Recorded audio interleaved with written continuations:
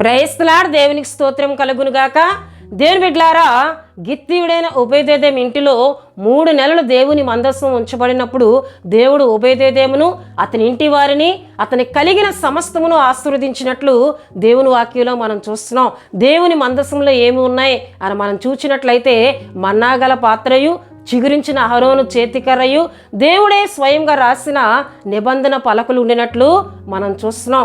అయితే ఇటువంటి ఆత్మీయతను, ఇవి ఉన్నటువంటి ఆత్మీయతను ఎవరైతే కలిగి ఉంటారో వారి ఇంటిని దేవుడు ఆశీర్వదిస్తారు. మన్నాగల పాత్ర అనగా దేవుని అద్భుత కార్యములు తెలియజేసే కుటుంబముగా, చిగురించే ఆత్మీయతను కలిగిన కుటుంబముగా, దేవుని ఆజ్ఞలను మన కుటుంబం అంతా కూడా నెరవేర్చే కుటుంబముగా, దేవుని ఆజ్ఞల చొప్పున నడిచే కుటుంబముగా ఏ కుటుంబం అయితే ఉంటుందో ఆ కుటుంబము దేవుని చేత వారి కలిగిన సమస్తము ఓబేదెదోము ఇంటి వలె ఆశీర్వదించు దేవుడై ఆయన ఉన్నారు.